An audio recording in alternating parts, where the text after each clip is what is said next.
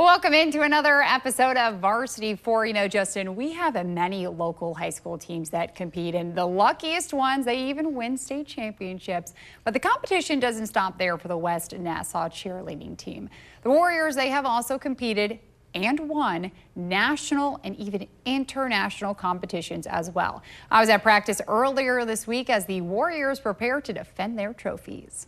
Our little 4-stoplight town, like you just never would be thinking like, oh, last time driving through here, wow, I bet the cheer team here is good.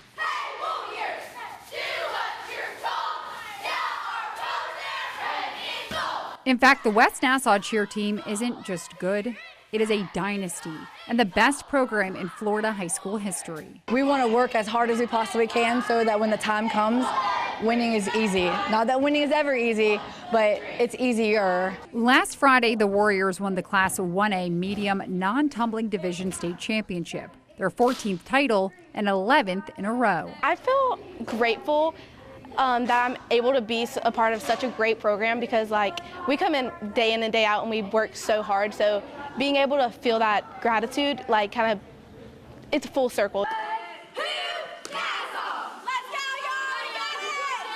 What about this team has found so much success for the decade that you've been the coach? I think a lot of where we've found success is when we kind of come in, every year is a process. We know and we understand that we have big shoes to fill from the team and the athletes and the coaches that came before us. Is the expectation every single year then to win a state championship? That's absolutely the expectation. I think that people forget how hard it is to win a championship. I always say it's hard to win a championship, it's even harder to repeat. West Nassau's success isn't just confined to Florida. They've won 8 national championships and 4 world titles. Over the years, we've competed against teams from China, from Jamaica, from several teams from Canada, Brazil.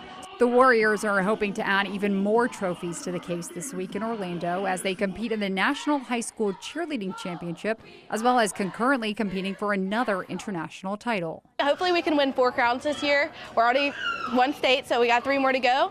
And I just hope that we can end the season with going all out. The team's chemistry and belief in each other drives their success. How close is this team? I would feel like this is probably my first family. Before my second family, I spend most of my time with them.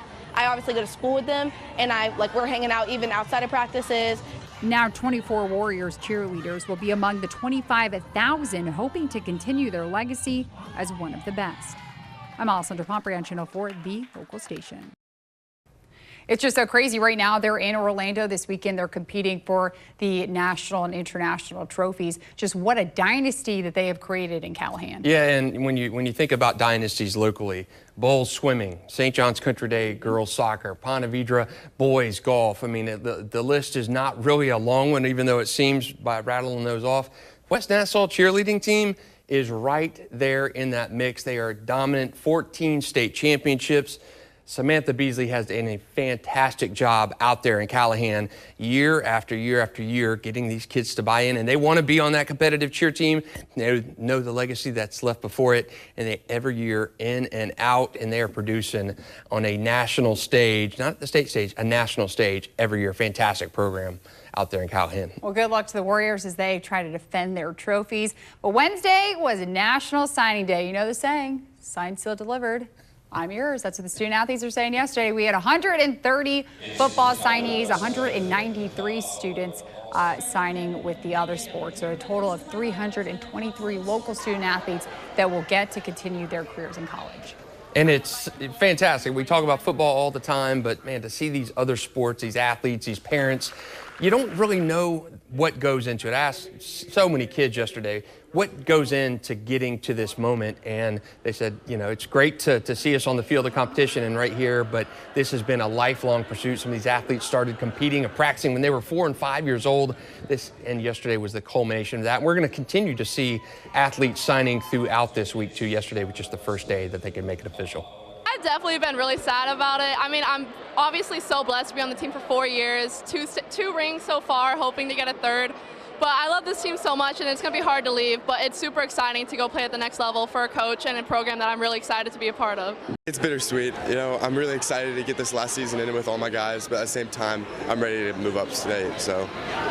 It's surreal right now, but I know it will settle in later. Just like finally accomplish and being able to do everything that I'm working toward. It's finally here. I'm like just working toward it. It's growing my faith a lot. I chose to go to South Georgia State College to play softball because it felt like home, and ever since I was a little girl, this has always been my dream growing up, to go play collegiate ball at the next level. It's always exciting. This is my 28th time to do this, and it's a wonderful day to see the parents and see the kids and all the hard work come to fruition.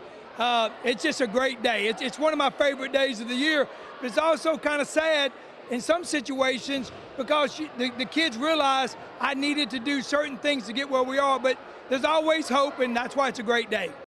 This was kind of like the second National Signing Day. December is when all of, the top football players go. Jamie French, Jayan Simon, Solomon Thomas. And I talked to Reigns head coach Donovan Maslin. He says that all of his kids that are now in college, they're doing really well. So we love to hear that too. Awesome too. And the early national signing period in football, and then even before that in November with the other athletes too. It's really a conglomeration of things. But man, so good to see those stories yesterday.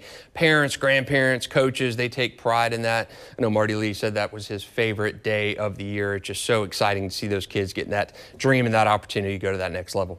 Well, coming up next, one head coach winning 2 divisional titles in the same week. You're going to want to stay tuned for this story. Coming up next on Varsity 4. Welcome back to Varsity 4. Justin, it's difficult to win a soccer district championship, but it's even more difficult to win 2 in the same season in the same week as well. That's what Episcopal soccer coach Jay Bolt did last week. He's the head coach of the Eagles boys and girls teams. Now the Episcopal boys and girls, they both beat Providence 1-0 to win district titles and move on to next week's playoffs. I always love saying, first off, it is not a one-person job, and we have awesome coaches that are helping, and so it's really an all-hands-on-deck kind of thing. Both teams winning the district the same year is incredible, and that's when we took over 2 years ago. That's kind of what we planned, and obviously it didn't happen last year. So for it to see it happen this year was really special. What's nice right now is like we're actually able to separate our practice schedules, and so we really have time to focus on girls practice, then boys practice, and like I said, we lean on our staff and we communicate together and come up with game plans and practice plans. Yeah, it's just a little different, but really, like I said, the more people that help out, the easier it makes it, and we'll be ready. It's kind of nice to have a week, especially to make sure everyone gets as healthy as they can possibly be, and you actually get a little bit of time to work on some things that maybe when you're normally playing a bunch of games in a week, you don't have as much practice time to really work on stuff. So, we have a full week to prepare and scout Newberry and Taylor County, so I think that will help too. And like I said, just get everyone in the right mindset and as prepared as we can be. Now, very impressive for Jay to do that. It's tough to coach one varsity team, but to coach 2 varsity teams at a high level. And Jay is a very good soccer lifer. He played at Bowles, Player of the Year, one of the most decorated players to come out of this area. Now he's bestowing that knowledge to female and male athletes at Episcopal. They're coming to the playoffs to you next week. And what we're going to talk about right now are the teams who've already played a playoff game and are playing again tomorrow night. We've got a lot of good ones over here. Yeah, I know a lot of people probably are wondering, well, why do they have to wait another week? That's because they're breaking them up, correct? Yep. So breaking up classification. So 1A, 2A, 3A are going to be played next week. 4A and above have played twice or once this week already and playing once again tomorrow night. Man, we got some really good teams heading into the second round of the playoffs here. And we'll start with the girls. So take us through, we did a story about Creekside a couple weeks ago, #1 team in the entire nation. They are good. And the thing that I like this year, so Bartram Trail and Creekside used to be in the same classification. This year, Bartram Trail dropped enrollment-wise and then moved into 6A. So previously, Bartram and Creekside would have to knock each other out in the playoffs. This year, they don't.